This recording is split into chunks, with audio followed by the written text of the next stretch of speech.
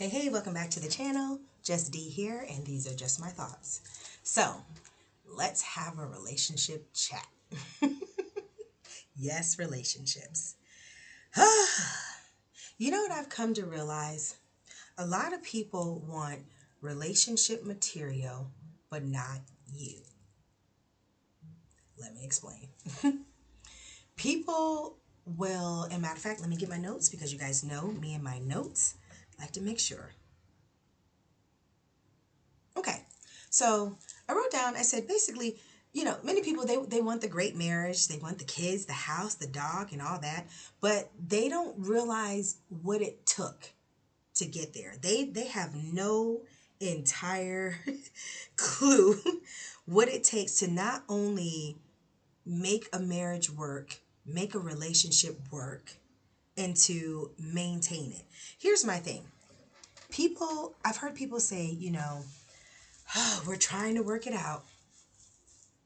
We're going to counseling, we're going to therapy, and 1000% believe in therapy.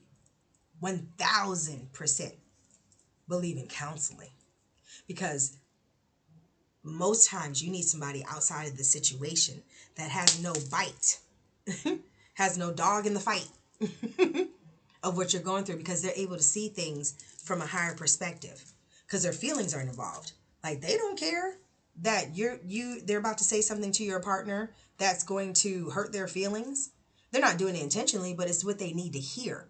And you could have said the same thing to your partner, but they can't hear you because you're their partner.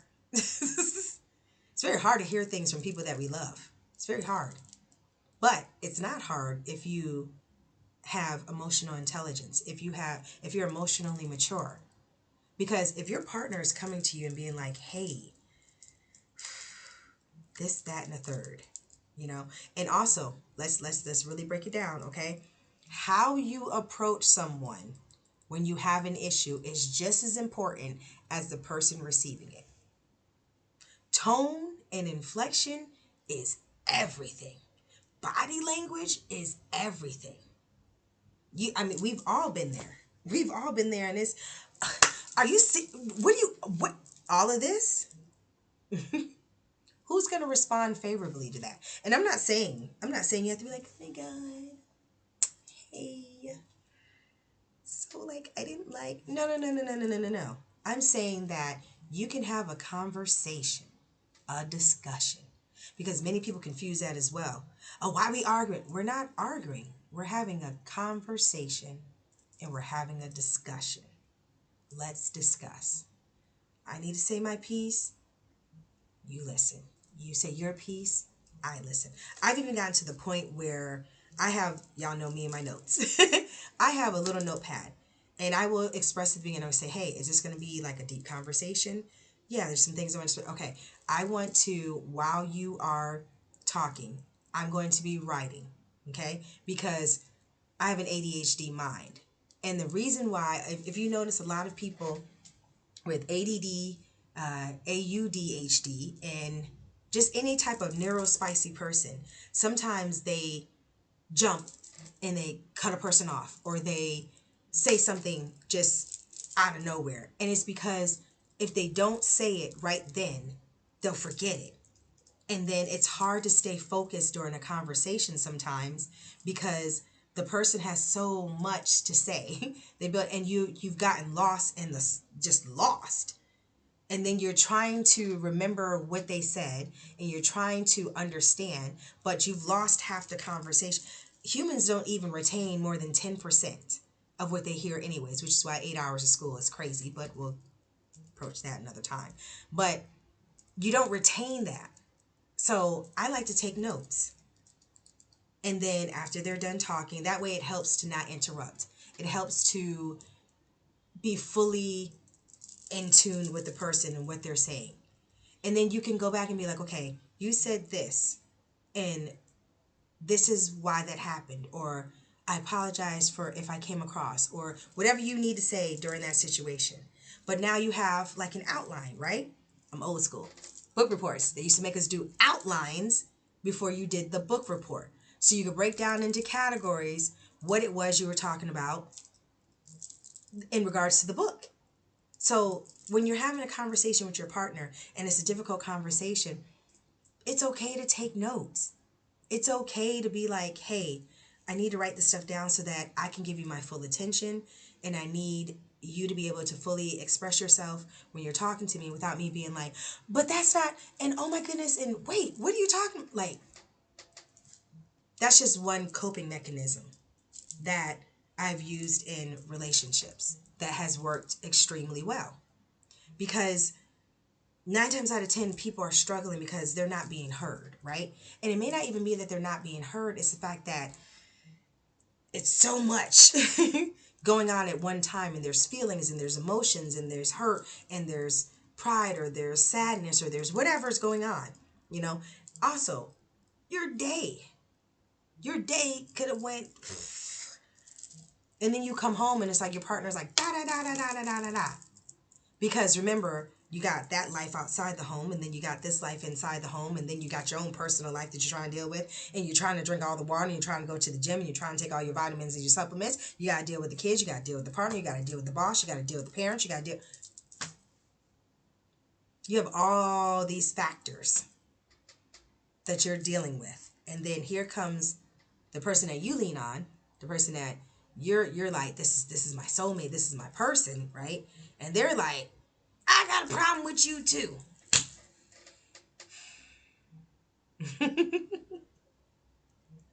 So when you look at somebody else's life, I need you to remember that, number one, everybody's relationship is not supposed to be the same, right? Here's the thing.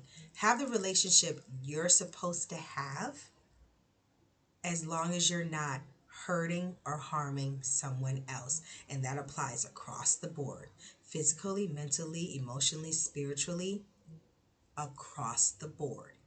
Anytime you feel like you have to hurt someone or demean someone or be over someone, it's time to check yourself. Because why do you feel you need to make someone feel lower than you for you to feel higher? Make that make sense. I need you to be beneath me for me to feel better. I need you to be lower than me for me to feel better.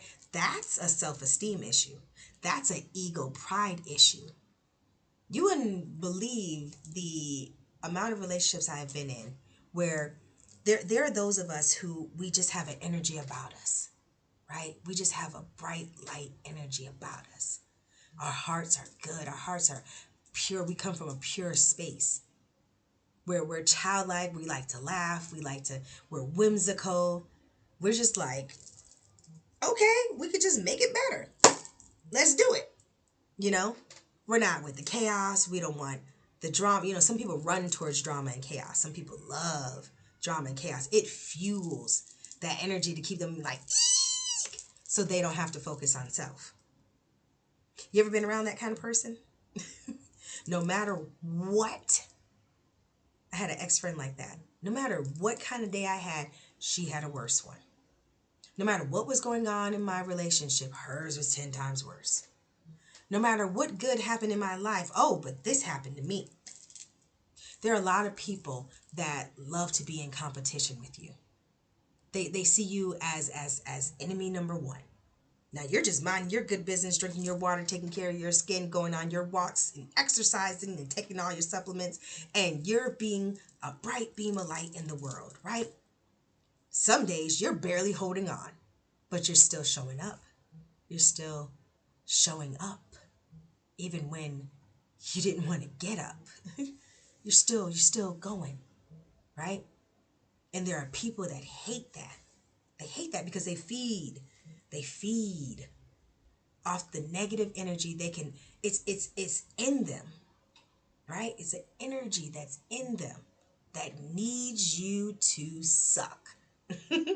That needs you to not be okay. That needs you stuck. I had a friend, of course, those of you who are following the channel or know about me or have read the bio, I live in Southeast Asia. I don't live in the United States. I haven't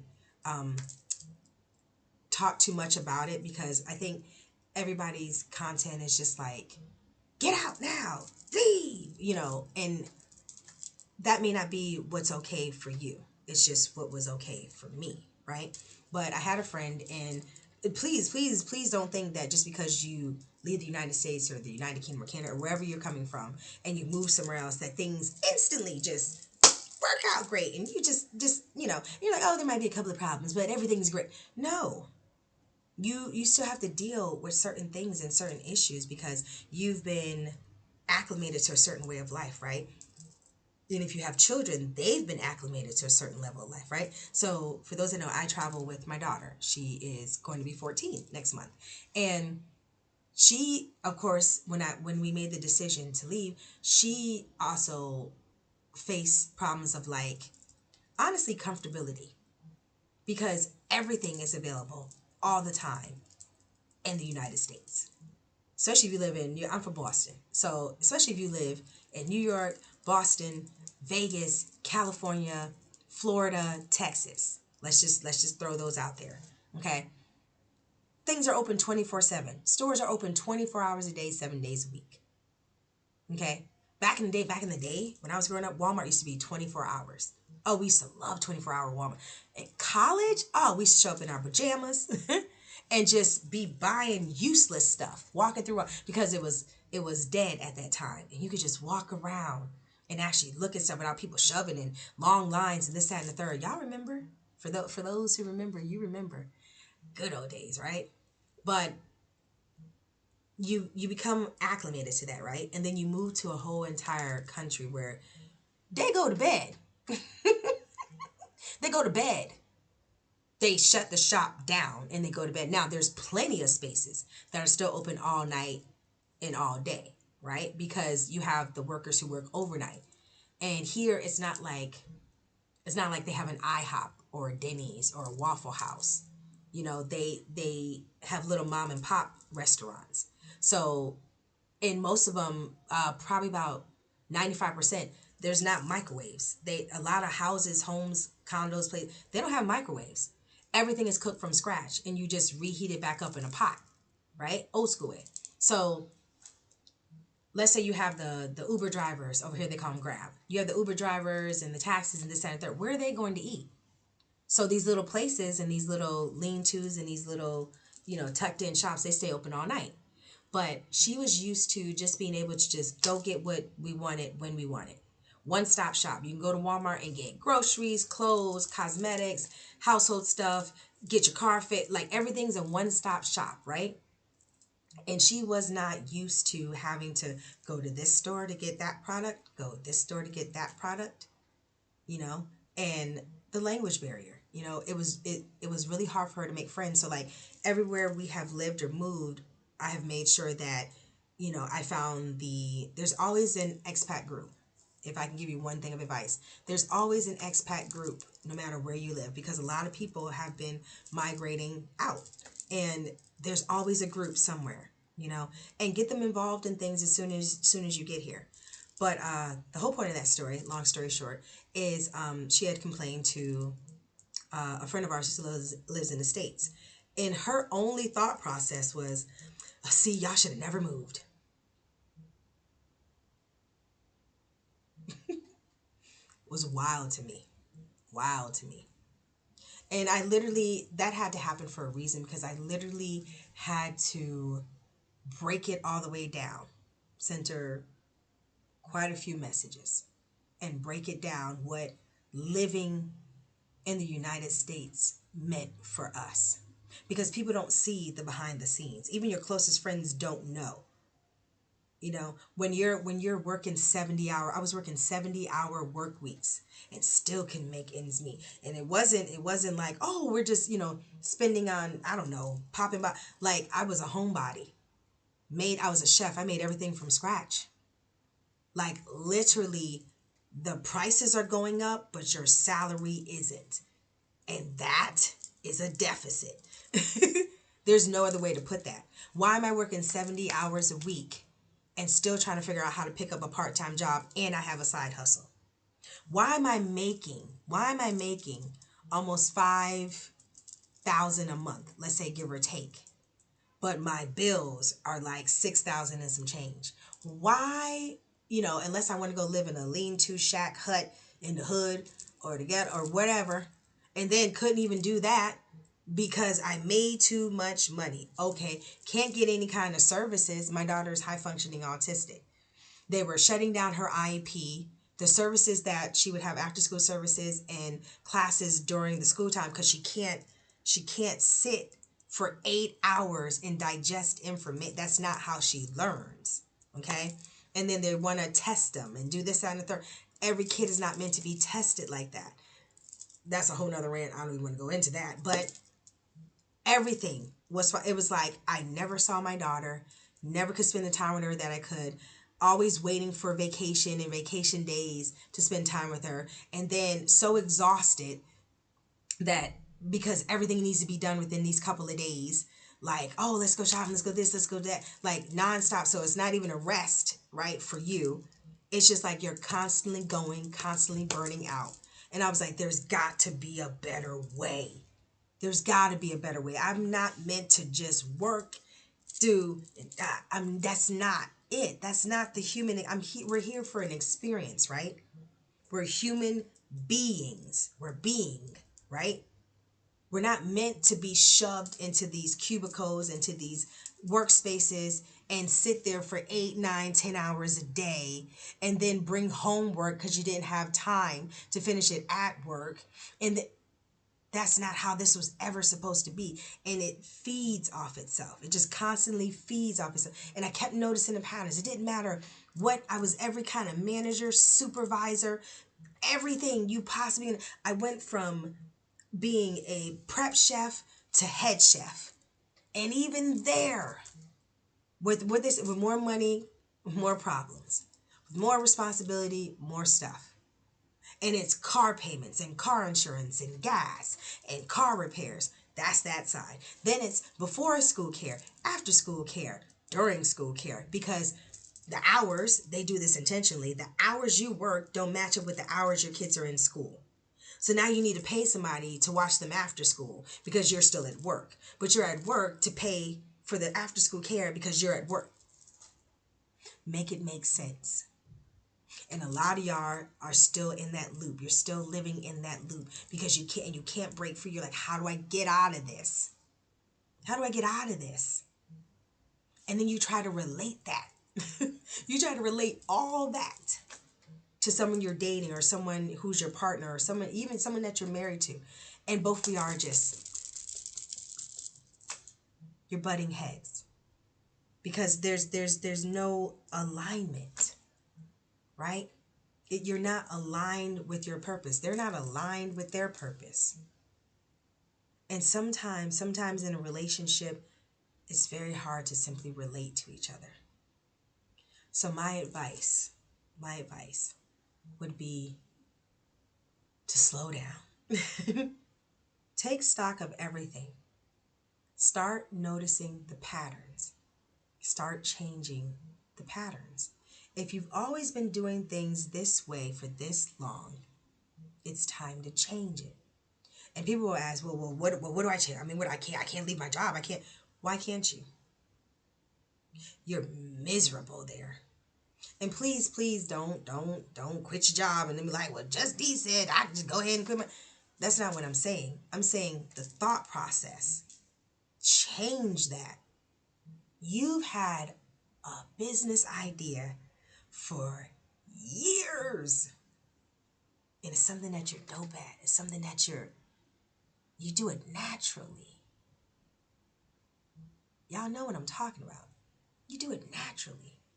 Some of us are natural born teachers, natural born encouragers, natural born innovators, natural born builders. We could take apart a whole entire laptop and put it back together from memory. Like some of you are so spectacular and you're sitting there in your job being whatever it is they say you need to be because you're like, I gotta make this money. But what if I told you, take the money that you made and do something different? Just a thought. But I'm going to end this here. I hope you have a wonderful, wonderful day, night, whenever you're watching this. I hope that things start to move in your life like they're supposed to. I hope you start having the mindset change that you've been praying and manifesting for. I hope you start moving. Anyways, I'm just Dee, and these are just my thoughts. Until next time.